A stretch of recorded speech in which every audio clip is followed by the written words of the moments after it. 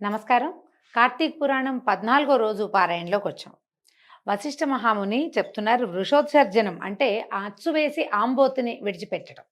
పూర్వం బాగా విశేషంగా చేసేవారండి. ఊళ్ళల్లో ఆంబోతులు స్వేచ్ఛగా తిరిగేవి. నాకు ఊహొచ్చే నాటికి కూడా నాకు తెలుసు. అట్లా కొన్ని కథల్లో కూడా కనపడేది. ఆంబోతు వస్తే అందరూ అంటే ఆ ఆంబోతు ఎక్కడ ఏమి ఆహారం తీసుకున్నా ఎవ్వరూ కాదనేవాళ్ళు కాదు. నీళ్ల కోసం వస్తుంటే ఎవరైనా సరే ఇంట్లో నుంచి నీళ్లు తెచ్చిపెట్టి ఆంబోతుని సేవించేవాళ్ళు, స్వామివారి స్వరూపంగా భావించేవాళ్ళు అనమాట. కొన్ని ఊళ్ళల్లో మా వైపు అయితే ఏమో ఆంబోతుని వెంకటేశ్వర స్వామి అంటారు, కొన్ని ఊళ్ళల్లో పరమశివుడు అంటారు. అలా మన ప్రాంతపు ఆచారాన్ని బట్టి కానీ చాలా విశేషంగా చేసేవాళ్ళు. ఇప్పుడు విధానాలు మారిపోయినాయి, కేవలం ఇవి మనం పురాణాల్లోనే చూస్తాం. అందుకని ఇప్పుడు ఏం చేస్తున్నాము, కొన్ని దేవాలయాల కోడల్ని సమర్పించడం లాంటిది క్రియ నడుస్తూ ఉంటుంది. అలాంటి చోట సంతానం కలిగితే కోడల్ని సమర్పిస్తారు, వ్యవసాయం బాగుంటే కోడల్ని సమర్పిస్తారు, మొక్కులుగా మొక్కుకుంటారు. ఇంట్లో ఒక సంతానం కలిగిందంటే ఇక సమర్పించటమే అన్నమాట. చూద్దాం చూడండి ఎట్లా చెప్తున్నారు. ఈ ఆబోతికి అచ్చుపోయిట అలాంటిది చేసిన వాడికి జన్మాంతర పాపాలు నశిస్తాయట. కుటుంబం మొత్తం తరిస్తుంది దాంతో. కార్తీక వ్రతము మనుష్యలోకమందు దుర్లభం, అంటే సులభంగా ముక్తినిచ్చేది. చేయగలిగితే కనుక సాంగంగా ఏమేం చెప్పబడ్డాయో అవన్నీ ఒకసారి చేస్తే చాలా రకాల పుణ్య ఫలితాలు లభిస్తాయట. పితృప్రీతిగా వృషోత్సర్గం చేయువానికి 1,000,000 మార్లు గయాశ్రార్థం చేసిన ఫలితం కలుగుతుంది.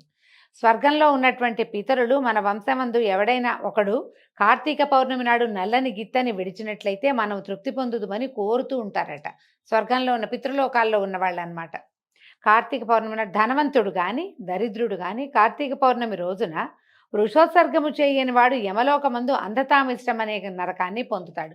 అయితే మొత్తం ఉన్నవాళ్ళందరూ గిత్తల్ని విడిచిపెడితే ఎలాగండి, అన్ని గిత్తలు రోడ్ల మీదే ఉంటాయి కదా, ఇలా అనిపిస్తుంది. అందుకని ఏం చెప్తారంటే ఆ క్రియ మాత్రమే చేయిస్తారు. అందరూ కలిసి, గ్రామం అంతా కలిసి ఒక్క గిత్తని విడిచిపెట్టినా సరే, ఒక దేవాలయానికి వెళ్ళే భక్తులు అందరూ కలిసి దేవాలయానికి ఒక్కటి సమర్పిస్తే అందరికీ ఆ ఫలితం లభిస్తుంది. ఇది విశేషంగా పూర్వం చేసేవాళ్ళు అనమాట. అయితే ప్రతి సంవత్సరం తద్దినం పెట్టంటే తిథులు నిర్వహిస్తాం కదా, పితృ కార్యాలు నిర్వహిస్తారు. దాంతో అది ప్రతి సంవత్సరము పెట్టినా కూడా పితరులకు తృప్తి ఉండదు. కానీ అంటే ఉంటుంది, సరిపోదన్నమాట. కావలసినంత కావాలంటే వీళ్ళకి ఏం చేయాలట, గయాశ్రార్థము వృషోత్సర్జనము, ఇవి రెండు చాలా విశేషమట.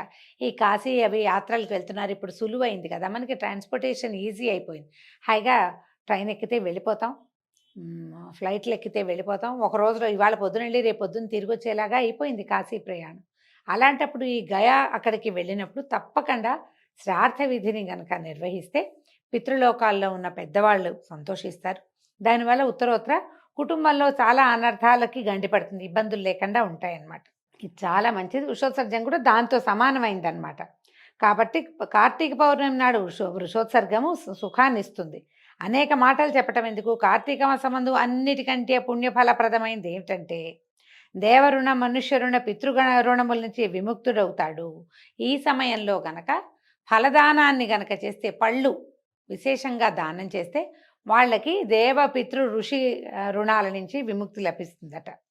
తర్వాత ఇంకోటి చెప్తున్నారు, కార్తీక పౌర్ణమి నాడు దక్షిణతో కూడా ధాత్రి ఫలాన్ని దానం ఇచ్చేవాడు సార్వభౌముడవుతాడు. అంటే ఉసిరి పళ్ళని, ఉసిరికాయలని ఆమలకము లేదా ధాత్రి అంటారు, వాటిని కనుక దానం చేస్తే కూడా సార్వభౌముడవుతాడు.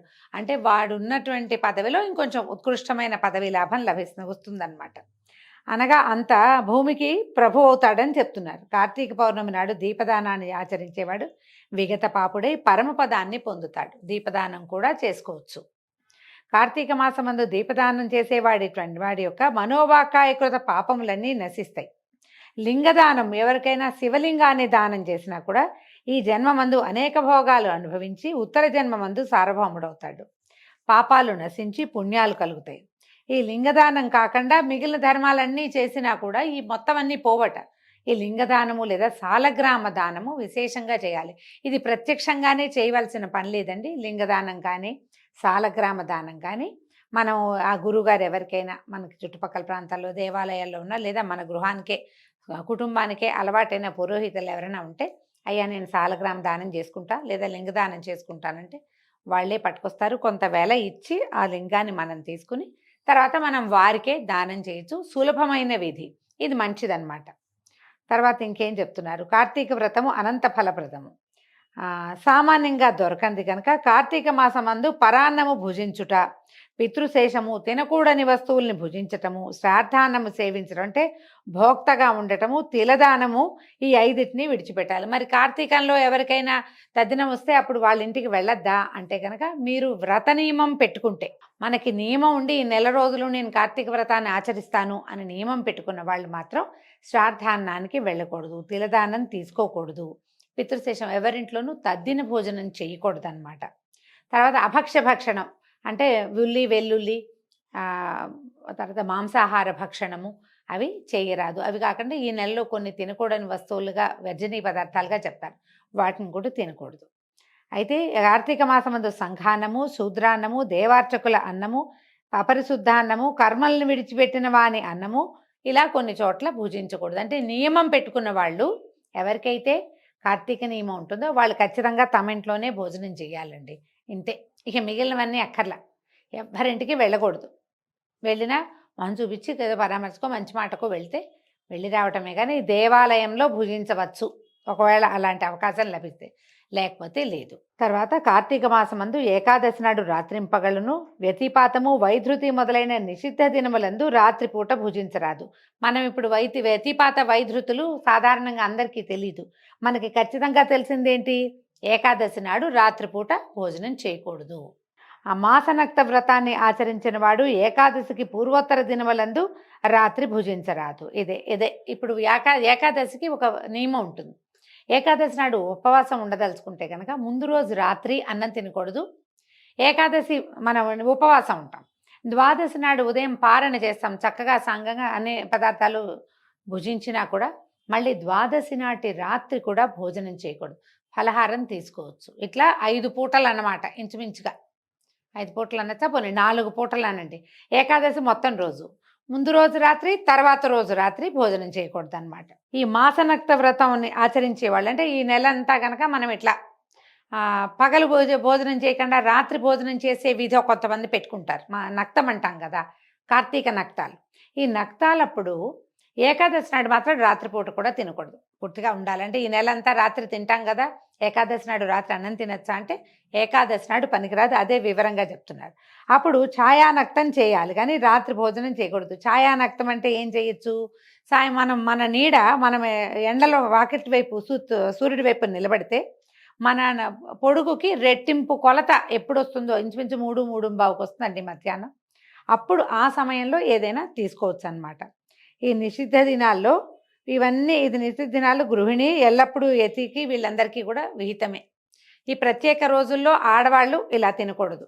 యతులకి ఎప్పుడూ నియమం, అంటే సన్యాసం తీసుకున్న వారికి వారి పద్ధతులు వాళ్ళకు ఉంటాయండి. వాళ్ళ ప్రకారం వాళ్ళకి పురాణంలో ఏం చెప్పబడిందో ఇంకా అదే చేయాలట. సమస్త పుణ్యాల్ని ఇచ్చే కార్తీక మాసమందు నిషిద్ధ దినాల్లో భుజించేవాడి పాతకాలు అనంతమైతే పాపాలు పెరిగిపోతాయి. అందుకని ఏ రోజులో తినకూడదు అని చెప్పారో ఆ రోజు తినకూడదు. కాబట్టి విచారించి ఆలోచించుకుని స్థిమితంగా కార్తీక వ్రతాన్ని ఆచరించాలి. కార్తీక మాసంలో తైలాభ్యంగనము అంటే నూనె రాసుకుని నలుగు పెట్టుకుని స్నానం చేయటము, దివా నిద్ర పగటిపూట నిద్రపోవటము, కంచు పాత్రలో భోజనం చేయటము, మఠంలో ఎక్కడైనా భోజించటము, ఆ తర్వాత గృహమందు స్నానము అంటే ఇంట్లో స్నానం చేయటము, నిషిద్ధ దినములందు రాత్రి భోజనము, వేదశాస్త్ర నింద ఇవి చేయకూడదు. కార్తీక మాసమందు శరీర సామర్థ్యం ఉండి కూడా గృహమందు ఇంట్లో వేడి నీళ్ళతో స్నానం చేస్తే కనుక ఈ స్నానం కళ్ళుతో స్నానం చేసిన దాంతో సమానం. చన్నీళ్ళు పోసుకోగలిగే శక్తి ఉంటే, ఆరోగ్యం ఉంటే శుభ్రంగా చన్నీళ్ళు పోసుకోవాలి. మనకి దగ్గరలో ఎక్కడైనా కాలవో, చెరువో, బావో, లేకపోతే ఓ కొట్టుడు పంపో, ఓ దిగుడు బావో, లేకపోతే నదో ఉన్నప్పుడు అక్కడికి వెళ్ళి స్నానం చేయాలి. కానీ నీకు అవకాశం ఉన్నా కూడా ఇంట్లోనే వేడి నీళ్ళు పోసుకుంటా అంటే పాపాలు పెరిగిపోతాయి, అవేమో కళ్ళుతో స్నానం చేసినట్టు అవుతుంది.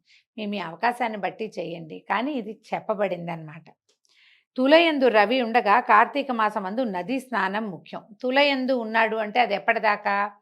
ఈ కార్తీకంలో వచ్చేటువంటి సంక్రమణం దాకా. తర్వాత మళ్ళీ రాసి మారిపోతాడు శివుడు. అట్లు నది ఉండని ఎడల తటాకమందు కానీ, కాలవలందు కానీ, బావులందు కానీ స్నానం చేయవలను. తటాక కుల్యములందు గంగా స్నాన సమయంన గంగా ప్రార్థన చేయాలి. గంగ ఎందును, గోదావరి ఎందును, మహానదుల ఎందును అలాంటప్పుడు ఇంకా సన్నిధి అవి లేనప్పుడు అవి వాటిలలో స్నానం చేసేటప్పుడు ఏం మంత్రం చెప్పుకోకల, స్నానం చేస్తే సరిపోతుంది. గంగా, గోదావరి మొదలైన నదులు సన్నిధిలో లేనప్పుడు, మనకు దగ్గరలో గంగ లేదు, గోదావరి లేదు, అప్పుడు తటాకంలో చెరువులో కానీ దిగుడు బావిలో కానీ బావి స్నానం, బావి నీళ్ళు తోడుకుని నెత్తి మీద పోసుకోవడం కానీ చేయొచ్చు అనమాట. తర్వాత కార్తీక మాసమందు ప్రాతస్నానం ఆచరించిన వాడు నరకమందు యాతలను అనుభవించి తర్వాత చండాలుడై పుట్టును. కార్తీకంలో పొద్దున్నే స్నానం చేయాలి, ఇది నియమం. గంగాది సమస్త నదులను స్మరించి స్నానం చేసి సూర్యమండలగతుడైనటువంటి హరిని ధ్యానించి హరి చరిత్రను విని గృహమునకు వెళ్ళవలను. ఇది ఎప్పుడు మనం ఒకవేళ అక్కడ బయటికి వెళ్ళినప్పుడు స్నానానికి. పగలు చేయదగిన వ్యాపారములన్నిటి చేసుకుని సాయంకాలం తిరిగి స్నానం చేసి ఆచమనం చేసుకుని పూజాస్థానం అందు పీఠముంచి దాని యందు శంకరు నుంచి పంచామృతాలతోనూ ఫలోదకములతోనూ కుశోదకములతోటి అంటే దర్భ వేసిన నీళ్ళనమాట మహాస్నానం చేయించి షోడశోపచారాలతోటి పూజించాలి. తర్వాత శంకరుని ఆవాహన చేయవలను. ఆ తర్వాత చెప్తున్నారు షోడశోపచారాలు ఎలాగో చెప్తున్నారు చూడండి. వృషధ్వజాయ ధ్యానం సమర్పయామి, గౌరీప్రియాయ పాద్యం సమర్పయామి, లోకేశ్వరాయ అర్ఘ్యం సమర్పయామి, రుద్రాయ ఆచమనీయం సమర్పయామి, గంగాధరాయ స్నానం సమర్పయామి, ఆశాంబరాయ వస్త్రం సమర్పయామి, జగన్నాథాయ ఉపవీతం సమర్పయామి, కపాలధారిణే గంధం సమర్పయామి, ఈశ్వరాయ అక్షతాన్ సమర్పయామి, పూర్ణగుణాత్మనే పుష్పం సమర్పయామి, ధూమ్రాక్షాయ ధూపం సమర్పయామి, తేజోరూపాయ దీపం సమర్పయామి, లోకరక్షకాయ నైవేద్యం సమర్పయామి, లోకసాక్షిణే తాంబూలం సమర్పయామి, భవాయ ప్రదక్షిణం సమర్పయామి, కపాలినే నమస్కారం సమర్పయామి అని 16 ఉపచారాలని చెప్తూ ఈ రకంగా షోడశోపచారాల చేత శంకరుని పూజింపవలెను. మన దగ్గర ఈ పుస్తకం ఉంటే పెద్ద శ్లోకాలు స్తోత్రాలు లేపైనా ఈ నామాలు చెప్పుకుని సేవించుకోవచ్చు అన్నమాట. పైన చెప్పిన నామాలతో భక్తితో పూజించి మాసమంతా సహస్రనామాలతో నిత్యము పూజించి పూజావసానమందు పార్వతీకాంత దేవేశ పద్మజార్చ్యాంఘ్రి పంకజ అర్ఘ్యం గృహాణ దైత్యారే దత్తం చేత ఇదముపాపతే అని మంత్రంతో అంటే ఒక శ్లోకం రాశారండి. దీంతో అర్ఘ్యం ఇవ్వమన్నారు. ఇట్లా భక్తితో చేసేవాడికి ముక్తి కలుగుతుందట, సంశయం లేదు. శక్తి కొలది దీపమాలను సమర్పించి శక్తివంచన చేయక బ్రాహ్మణులకి దానం చేయాలి. ఈ ప్రకారం కార్తీక మాసమంతా బ్రాహ్మణులతో కూడి నక్తవ్రతం చేయువాడు 1000 సోమయాగములు, 100 వాజపేయ యాగములు, 1000 అశ్వమేధ యాగములు చేసినటువంటి ఫలితాన్ని పొందుతాడు. కార్తీక మాసమందు ఈ ప్రకారంగా మాసనక్త వ్రతాన్ని ఆచరించేవాడు పాపములను సమూలంగా పరిహరించుకుంటాడని నారదాదులు చెప్పారు. కార్తీకమందు మాసనక్త వ్రతం వల్ల పుణ్యము అధికమవుతుంది, సమస్త పాపాలు నశిస్తాయి, ఇందులో సందేహం లేదు. కార్తీక మాసంలో చతుర్దశి దినమున పితృప్రీతి కొరకు బ్రాహ్మణునకు భోజనం పెట్టిన ఎడల పితరులంతా సంతోషిస్తారు. కార్తీక మాసమందు శుక్ల చతుర్దశి దినమున ఔరసపుత్రుడు తిలతర్పణం ఆచరించిన ఎడల పితృలోకస్తులైన పితరులు తృప్తి చెందుతారంటే శుక్ల చతుర్దశి పౌర్ణమికి ముందు రోజు కనుక చేస్తే ఔరసపుత్రుడు అంటే సొంత కుమారుడే చేస్తే కనుక ఈ తిలతర్పణాన్ని చేస్తే పితరులకి తృప్తి కలుగుతుందట. చతుర్దశి నాడు ఫలదానాన్ని ఆచరించేవాడికి సంతానానికి ఏ సమస్యలు రావు. కార్తీక మాసంలో చతుర్దశి నాడు ఉపవాసం చేసి శంకరుని ఆరాధన అయిన తర్వాత తిలలు దానం చేసిన వాడికి కూడా తిలదానాన్ని ఆచరించేవాడు కైలాసానికే ప్రభు అవుతాడు. సమస్త పాపములను పోగొట్టున్నది, సమస్త పుణ్యములను వృద్ధిపరుచున్నది అయినటువంటి కార్తీక వ్రతాన్ని చేసేవాడు విగత పాపుడై మోక్షాన్ని పొందుతాడు. పవిత్రకరమైన ఈ అధ్యాయాన్ని భక్తితో వినువారు చదువువారు కూడా సమస్త పాతకములకు ప్రాయశ్చిత్తము చేసుకున్న వారు అగుదురు. దీంతో 14వ రోజు పారాయణ పూర్తయిందండి. రేపు ఉదయం 15వ రోజు పారాయణలో కలుసుకుందాము. అవకాశం ఉన్న వాళ్ళందరూ కూడా ఈ 14వ రోజున తృప్తి కోసం ఏదైనా తర్పణాలు విడిచిపెట్టడము, తిలదానాన్ని చేయటము, ఎవరైనా బ్రాహ్మణులకు భోజనం ఇవ్వటము లేదా స్వయం పాకాన్ని ఇవ్వటం లాంటి క్రియల్ని చేసుకుంటే మంచిది. నమస్కారం.